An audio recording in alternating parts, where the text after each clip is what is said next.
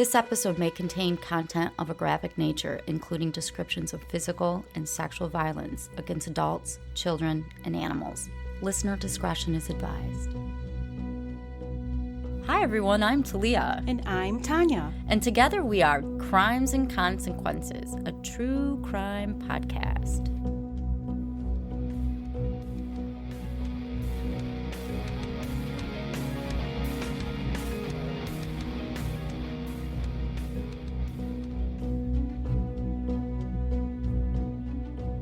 Welcome back, everyone, to another episode of Crimes and Consequences. I'm Tanya. And I'm Talia. And we're just a couple of friends who like to discuss true crime. It's true. And lawyers. Yes. So we're together as well. We work together. So before I get into today's story, I would just like to remind everyone to hit like or subscribe or follow on whatever app. If you're watching us on YouTube, thank you to True Crime Daily for hosting us. And today's story is really kind of gruesome. It is an older story, but if you were a fan of American Horror Story, I am. was too. You may have remembered this character from one of the seasons. So Which one is this? This one is about Madame LaLaurie. Oh, the Coven. What is it? It was Coven. Yeah, it was the Coven season. So if you remember her, Kathy Bates played her. Oh, yeah. Love Kathy. She did a wonderful job, but she's an amazing actress. But anyway, so in 1834, chaos engulfed a mansion located at 1140 Royal Street in New Orleans, French Quarter. And flames just consumed this mansion. And as it's on fire, yeah, it's burning, like going up. And concerned neighbors rushed over to try and help. And they were looking for the mistress of the house, who was Madame LaLaurie. Madame LaLaurie. Yes, Madame LaLaurie. And what they found was just truly horrific. See, I don't know the true story of this. I just know the American Horror Story version. Right. And it was pretty, I believe it's probably pretty close to all the rumors. I didn't even know it was a true story. Yeah, I know, it's messed up. Oh, gosh. So this is really gruesome. Yeah, it's really gruesome. It's really sad. And Madame LaLaurie is a name that is infamous in New Orleans. Like if you go there on a trip and you want to do like a haunted tour or something like that, I know you will go by this mansion. Okay. So I'm going to tell you a little bit about her.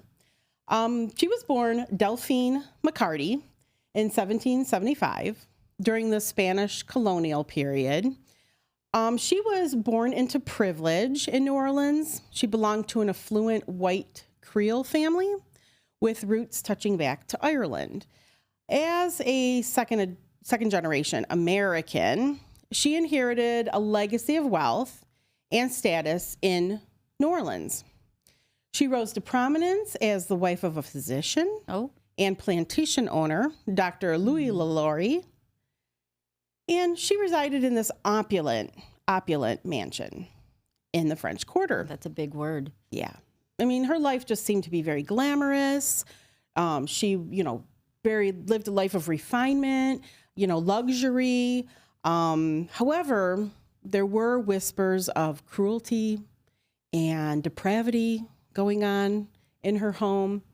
Her infamous reputation stemmed from the things that unfolded behind closed doors. And I'm going to get into it.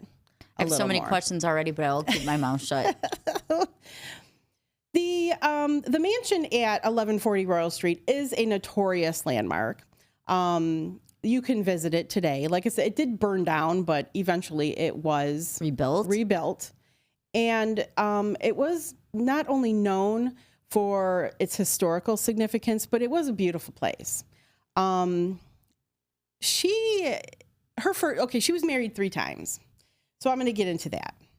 Her first husband, she married on June 11th, 1800, and she was only 13. What? Well, it was a different time. 13. It's a different time back then. I have a child that's almost 13. I know, right? I can't even imagine. Can you imagine Avi married? No. Oh, hell no. I know. Setting up a house. No. She can't even get to school on time. Okay, we're gonna cut that from this. She married a man. His name was Don Ramon de Lopez y Antiguo. I'm sorry, I'm mispronouncing it. He was a high-ranking Spanish royal officer. And they got married at the St. Louis Cathedral in New Orleans.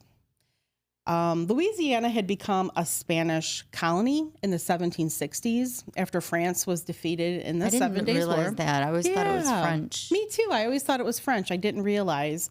Must have forgot that part in my history classes because I'm positive we learned about it, right? Probably like in 8th grade or something. I don't know. Sleeping. In 1804, after the American acquisition of the territory, Don Ramon was appointed as Consul General for Spain in the territory of Orleans. While en route to Madrid with Delphine, who was then pregnant, and this is Madame LaLaurie, but she was Delphine back then, Don Ramon suddenly died in Havana. A few days after his death, Delphine gave birth to their daughter. Oh, that's sad. Yeah, I know. That is sad. She had to endure this, and she's just a child, right? Right. Oh. I mean, I'm not sure how old he was, but he was old enough to be an officer. Right. He's probably quite a bit older with her. I'm not judging. It was different back then, right? Different times. And their daughter, she had nicknamed Borquita. So the widowed Delphine and her child returned to New Orleans. In June 1808, around the age of 21 now, Delphine got remarried to a man named Jean Blanc, and he was a prominent banker, merchant, lawyer, and legislator. At the time of their marriage, Blanc purchased a house at 409 Royal Street in New Orleans for the family, which was later known as the Villa Blanc. Wow. Sounds I need a fancy, name for right? my place. I know. Okay. I know, you just reminded me. So I live in like suburbs. I live in a subdivision, and I remember a neighbor around the corner named their house, and they had like a little sign out front. And, okay. And it's the same house I live in, like same the style. model. Yeah.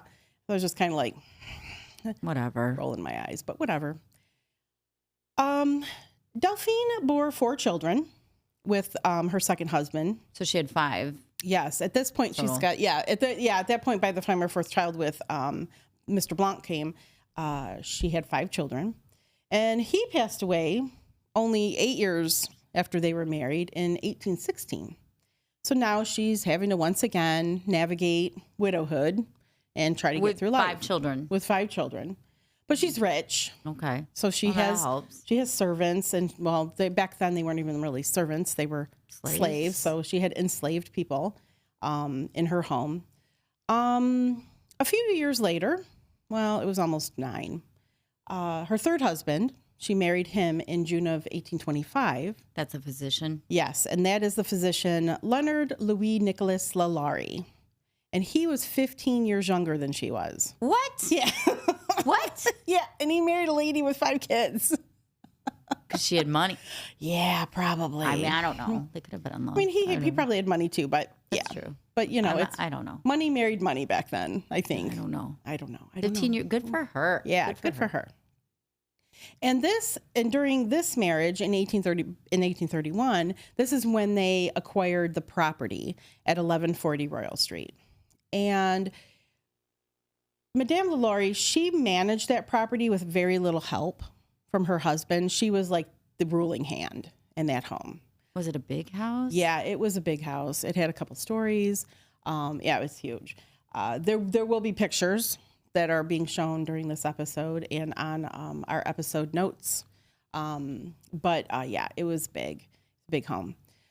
The following year, after they bought this property, she oversaw construction of a 2-story mansion on the property, like I said. And on the property? Yeah, because I don't think it was as big when they first bought it, so they improved upon it. Okay. While they were the year after that they bought it, and it also came complete. I mean, once the construction was over, with slave quarters. Delphine, along with her third husband and 2 of her daughters, established their residence at this mansion, and this is where they became really prominent. I mean, they already were, but I think it was probably maybe the biggest house. Really? Yeah, in that area in the French Quarter at the time. What you thought was maybe marital bliss was short-lived, as signs of problems between Delphine and her younger husband emerged. On November 16th, 1832, Delphine filed for a separation.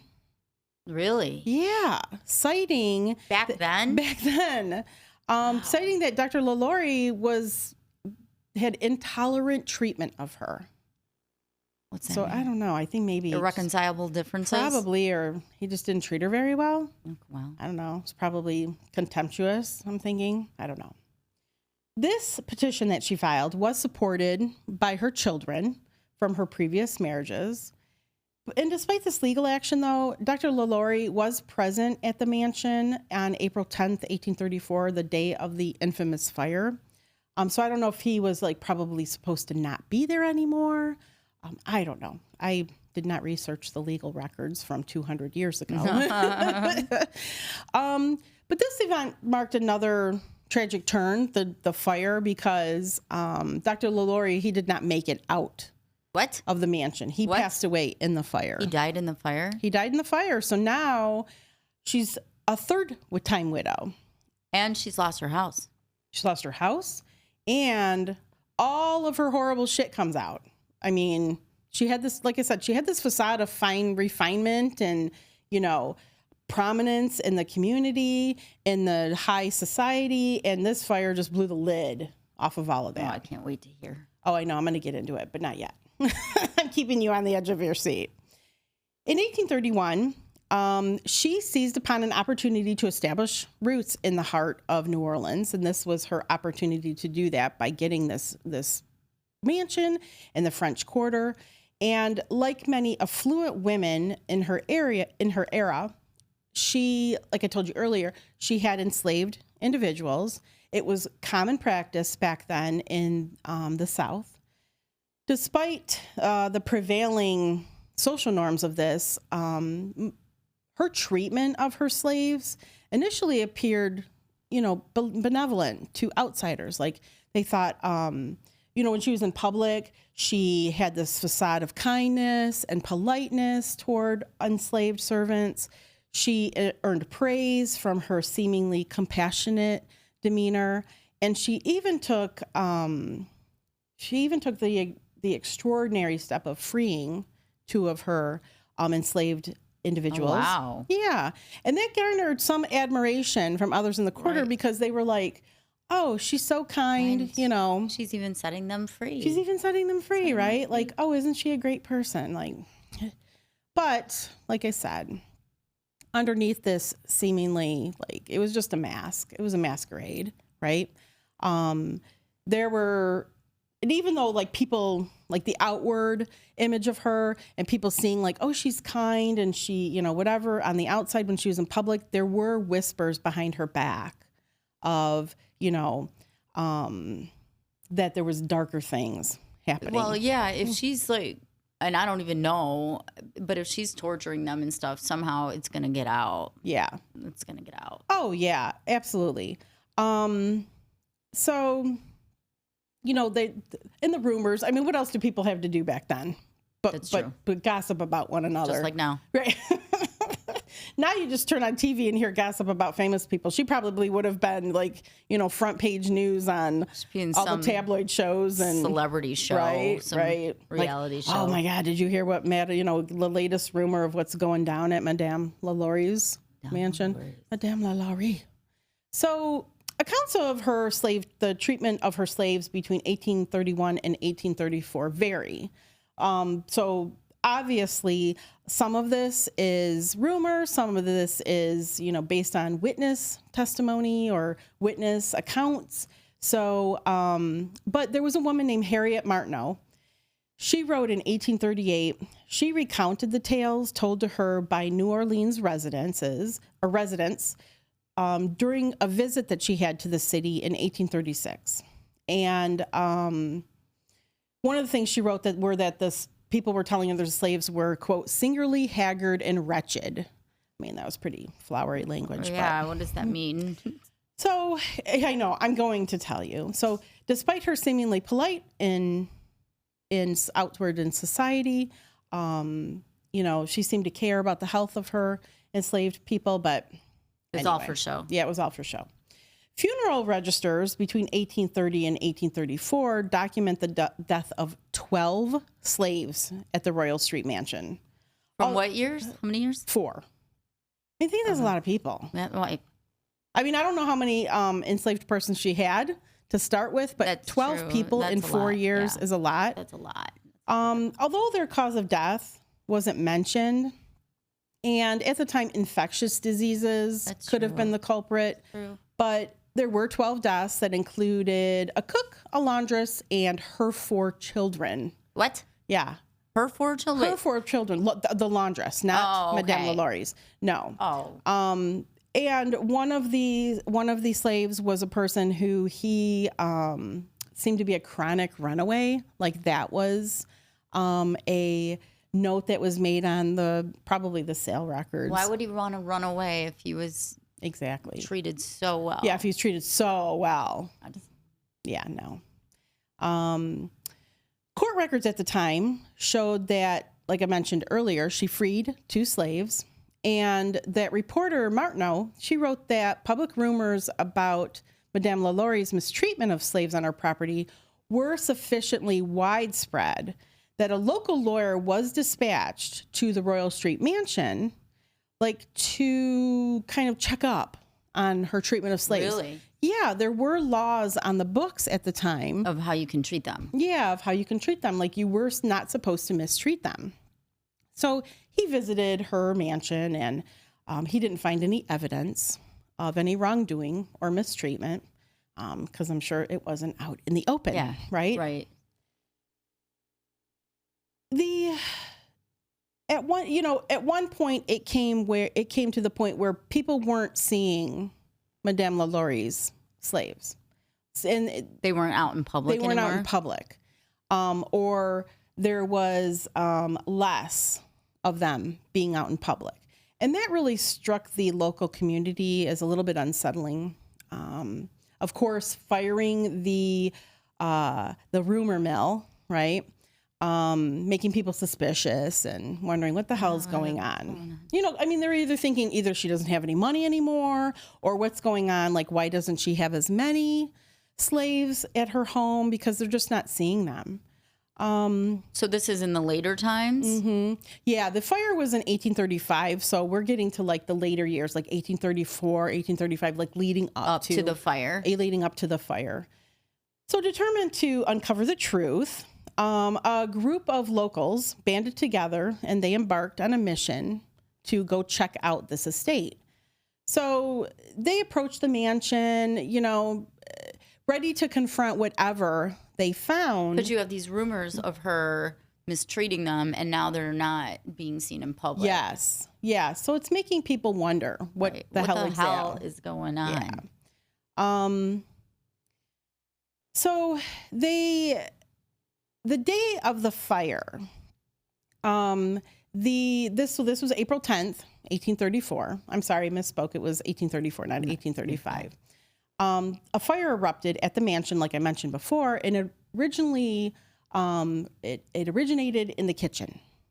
When authorities arrived on the scene, and when the neighbors and everybody, they encountered a harrowing sight. Well, you got to tell me. Yes. Okay. Well, there was a cook, and she was 70. She was chained to the stove by her ankle. What? And she revealed that she had set the fire in a very desperate attempt to end her life because she was fearing a severe punishment that was upcoming. Worse than dying by fire. Yeah. What could you, right? Wow. Because that's not an easy death, Wow. right? Yeah. She'd rather die by fire than face whatever punishment that was coming her way. Additional reports from the New Orleans Bee of April 11th, 1834 detailed disturbing discoveries made by bystanders that were responding to the blaze. People had to by force get into this home, and they just encountered, as I mentioned at the top of this episode, it was just gruesome. They found 7 slaves, more or less horribly mutilated. Mutilated? They were suspended by their necks. What? With their limbs seemingly stretched and torn. Yeah. And the individuals they found, these 7 people. Were they alive? Yes, they were alive, and they seem to have been confined there for months in that way. I know. Like, this makes me want to cry. This is just horrible. How'd she keep them alive, though? Force feed them? I have no idea. That's a good question, actually. I don't know if, like, her husband, the doctor, had anything to do with it. You think he might be involved? I don't know, because, I mean, they were having this marital discord, right? He's supposed to be out of the house, but... Why is he there? Why is he there? I mean, this story in history books or online that you want to find, I mean, it's mostly centered about her doing this, but I don't know. How would he not know this? How would he not know? How would he not know? Right. He fucking knew. Yeah. I know. That's why I'm like, I don't know if he's an innocent bystander in all this. Among those who entered the mansion was Judge Jean-Francois Cagnoni. I don't know how to say it. Wow. I was really impressed for a second. I was, I should just fake it and not say that I don't know how to pronounce it. It's French. I'm sorry. He testified to finding enslaved individuals wearing iron collars and bearing deep wounds. And when questioned, Dr. LaLaurie, he responded just insolently. And he said that, basically you should mind your own business. Oh. Yeah. Oh, okay. Mm-hmm. And this obviously is before he passed away in the fire. So this kind of, suggests like... He knew. That's what I'm saying. He knew. He knew. And you should mind your own business. Yeah, don't worry about what I'm doing in my own home with my own... Slaves, right? So, yeah. A version of the story circulated in 1836. So you find these people with the iron chains, the iron collars, and that added further details. It was recounted by the reporter Martineau, saying that they found emaciated slaves that were flayed with a whip. Yeah. Bound in restrictive postures. Mm-hmm. So I'm thinking uncomfortably bound in a position, that was extremely uncomfortable, and wearing spiked iron collars. Oh. Yeah, so the spikes were like on the inside. What the fuck, Tanya? I know. I told you this is terrible. Man. This is terrible. It gets a little worse too, so I'm sorry. What? Yeah, it gets worse than this. So following the revelation of the abused slaves, this is when an angry mob basically descends upon this residence. So it's a burning house. Yeah. And they're putting out the fire and there's an angry mob trying to check it out, right? Yeah. Yes. It's just chaos. Yeah. Okay. Try to picture this. It's just chaos going on. And these slaves were taken to a local jail for public viewing. And that... What? The ones that, they found. For public viewing? Yeah, what does that mean? Like, to show them off, I guess is probably the awful way to say it. But the crowd was up to 4,000 people. Yeah, people, they wanted, okay, you think about it. Something horrible has happened to someone. And people, you think about public executions and things like that. Like, it draws a crowd. 4,000. Not to be sick, but like it really does draw a crowd, at least back then, right? Like, it's like a car accident or a train wreck. Like, you can't look away, right. That's a lot of people. Yeah, it is a lot of people. And unfortunately, later it was reported that 2 of the slaves that were being put on display did pass away from their injuries. And furthermore, during subsequent investigations, it was found that the yard of the mansion was just littered. I guess littered is probably the wrong word, but it was used as a burying ground for many, many people. And I'm guessing these are many of the enslaved people. And instead of having like the 12 that I told you passed away that were recorded, there were even more, I'm thinking, that were not recorded, that probably passed away with no record of how they died. The reporter Martineau, she recounted other tales of Madame LaLaurie's cruelty. I don't think I need to know. I want to know, but go ahead.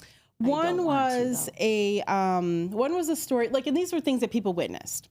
So one was a story that she found out about, and it was the encounter. There was an 8-year-old slave named Leah, and Leah jumped to her death off the roof of the mansion while trying to avoid punishment from a whip-wielding Madame LaLaurie. This poor child leapt to her death. That makes me so sad. I know. She's only 8. She's only 8. I mean, it's just sad. And according to the reporter, this incident led to an investigation of the LaLauries, and they were found guilty of illegal cruelty, and they were forced to forfeit 9 slaves in their household. So they must have had a lot. Oh, they had to have had a lot, right? That's what I'm thinking. Like, they had a lot, so when people were not appearing in public anymore, because I'm thinking, you know, she probably had slaves that ran errands and probably were her, you know, household ones. And then the yard. She doesn't have like a plantation like in the heart of the French Quarter. That's what I was trying to figure out. Yeah. So what did they need all these slaves for? Right. But if you're forfeiting 9 slaves for your house. Yeah. Like maybe because Dr. I have LaLaurie. one clean Yeah, I know. lady. I'm thinking Dr. LaLaurie did have a plantation because he did own one. It probably was at a later or at a different spot that maybe they all lived in the mansion. Slave quarters? Yeah, in the slave quarters. So I'm not sure though. I mean, I'm purely speculating. However, these 9 people were bought back by the LaLauries through an intermediary relative, and they were returned to the Royal Street residence. So even though these 9 people were probably slightly relieved to be away, they got back. Oh. They were purchased again and brought back to the home. That's so sad. Yeah. I mentioned to you already that she chained her cook, the 70-year-old cook, to the stove, and Madame LaLaurie would beat the cook's children when they attempted to try and like sneak food out of the house to feed. To help her. Yeah, or to feed the other slaves. Like in the quarters, so they would get beaten. And she didn't necessarily always beat the cook who was making the food, but beat her daughters for giving it away.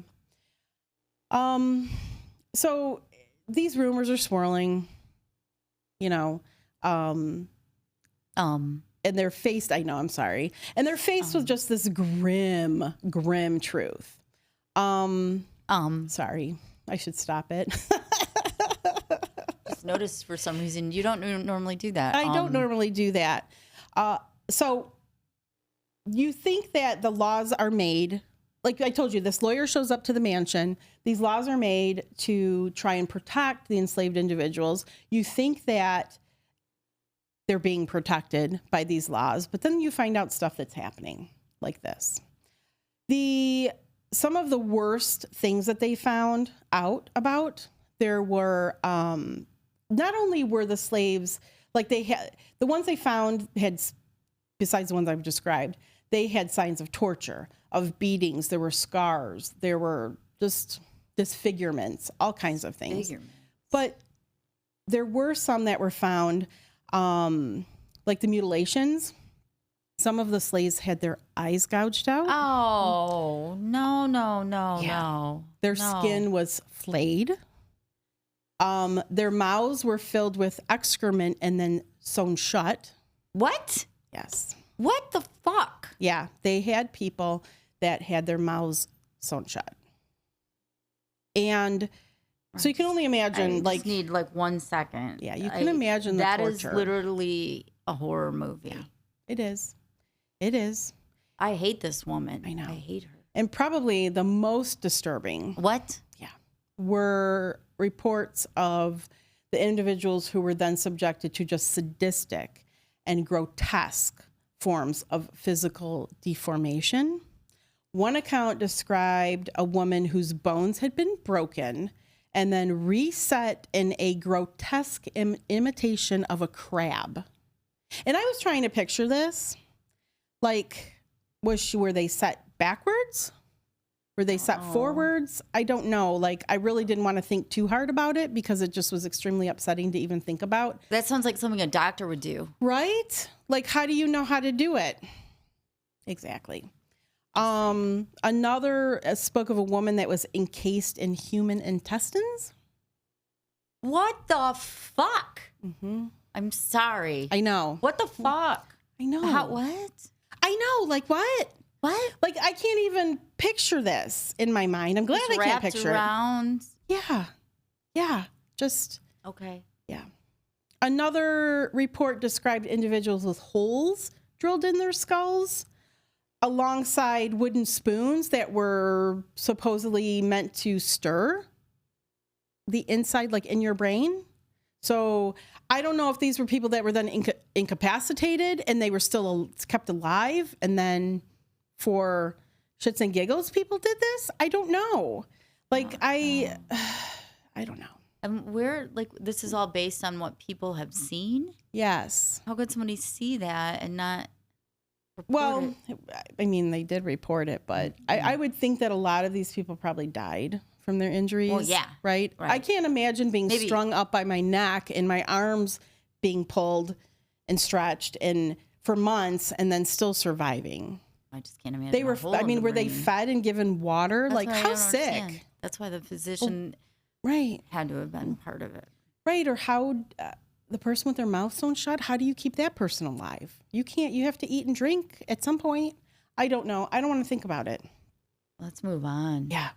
The precise, I'm afraid. I mean, there was also rumors that she would use the blood of like babies to moisturize her face to try to keep her looking young. I mean, I don't know. Yeah. It was, the things that she supposedly did were just awful. The precise number of victims is really unknown. Some say there was only a handful of bodies, while others said, you know, there was just hundreds of unfortunate people who succumbed to their torture and, you know, horrible conditions at her house. But regardless of the exact amount, the discovery of these gruesome things are just, I mean. So some of it is for sure factual. Yeah, some of it is for sure factual. And it just made her an infamous, like her infamy grew from these accounts, and it's part of the lore of New Orleans French Quarter. Sorry. That's okay. Yeah. There were rumors that she had secret slaves. So it wasn't only what people found, I guess. There was also secretly hidden slaves. I don't know if that's true. Saying that, you know, some of them that her husband were victim, like he practiced voodoo medicine, and some of them fell victim to that. I don't know if that's part of the lore, but that was a rumor that people said. So there was, you know, weird things going on with that. I have no idea. And just so you think, like, even if you think that Madame LaLaurie's children escaped some of this abuse. She abused them too? Yeah. They were beaten if they showed any kind of compassion toward the slaves in the home. So, you know, it's just like the sickest story. I mean, it's terrible. So they were, you know, when you grew up in that house, you had to be cruel too, I guess. Or else you would get.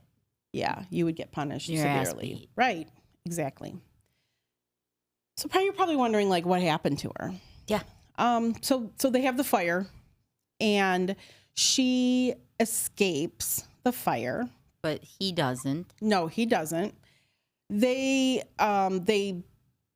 ends up fleeing to Paris. Oh, because she knew she was up shit creek. Mm-hmm. So she escaped out of this. The mansion's on fire, smoldering, and she disappears with her driver. Something, it's like a coach, stayed like a horse and buggy coach, something that they escaped. Her and her driver. That she just like got the hell out of Dodge, right? The rest of her life is pretty much just shrouded in mystery. There were accounts from that reporter from 1838, so a few years after the fire, saying that, you know, she fled, she made her way to the waterfront, she made her way to Paris, going through, you know, other channels, other states. She had money. Yeah, she had money. She took her money with her. Mm-hmm.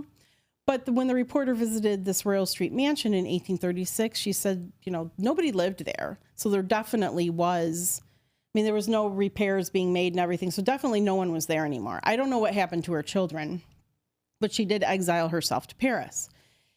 The rest of her life, like I said, is mysterious. She lived in Paris with her mother and her two sisters, Pauline and Laura. One of her sons said that she wanted to come back. Like, he wrote a letter to, I think, one of the brother-in-laws and said that Madame LaLaurie wanted to come back to New Orleans, but, it just wasn't. It wasn't a good idea. It wasn't a good idea. Not a good idea. No. So after that, in about 1888, there was a widely circulated story that said that she met her end in France. She met who? Her end, her death. Okay. Yes. Due to, it was a boar hunting accident, so a big pig. That's how she met her end. However, in the 1930s, someone was in the St. Louis Cemetery in France, and they found a stone. They had her name on it? They had her name on it in the cemetery. And the inscription said, Madame LaLaurie, Née Marie Delphine McCarty. Née means, born, right? Your maiden name, N-E-E. Indicating that her death was in Paris on December 7th, 1842. And the age was left incomplete on the headstone. It had a 6 and then like a blank. What year was she born? How old was she? Like in her 50s, probably? 60s. And so there was, later on, it was found in records in the French archives of Paris, saying that she died on December 7th, 1849 at the age of 62. Okay. But no one knows. The boar accident. I know, that seems weird, right? 62 years old out hunting boars? I know. I don't think so. She didn't. Who is she with, right? What?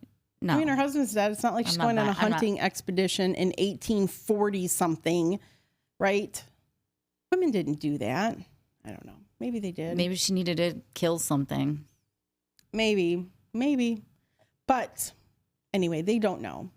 So if you do ever go to New Orleans, I want to. I've never been. I know, I've never been either. I really would like to go. You can go on like haunted tours and things like that. And one of the places that you will visit, if you do, is the mansion.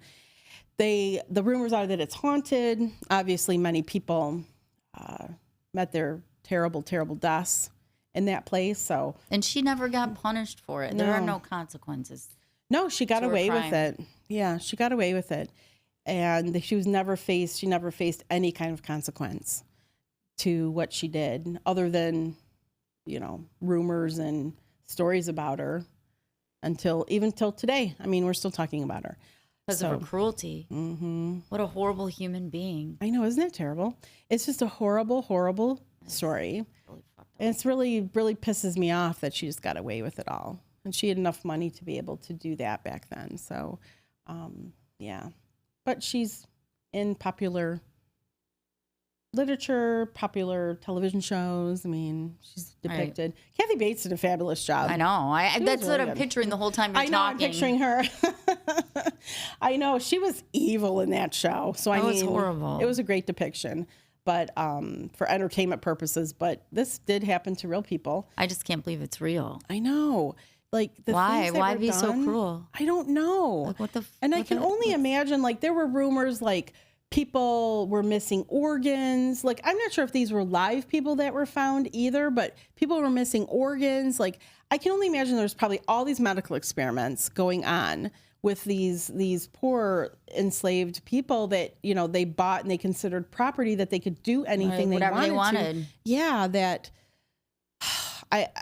my imagination doesn't even want to go there. So, if you ever go, I would love to hear about it. Yeah, your visit to haunted New Orleans. And if anybody in the comments wants to say that they visited, if you went there, I would like to hear about that. So, but anyway, thank you very much for everyone joining us on this episode today. Thank you to True Crime Daily for hosting us. If you have not already, please hit the like or subscribe or follow button, however you're watching us.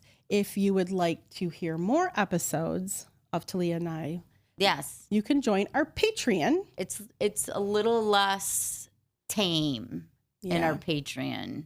We're a little more, what's the word? Raw. Yeah. And our that's a Patreon. good word. Mm-hmm. Yeah. Yeah, that's a good word. And you can we don't find have that as many restrictions. No. Any.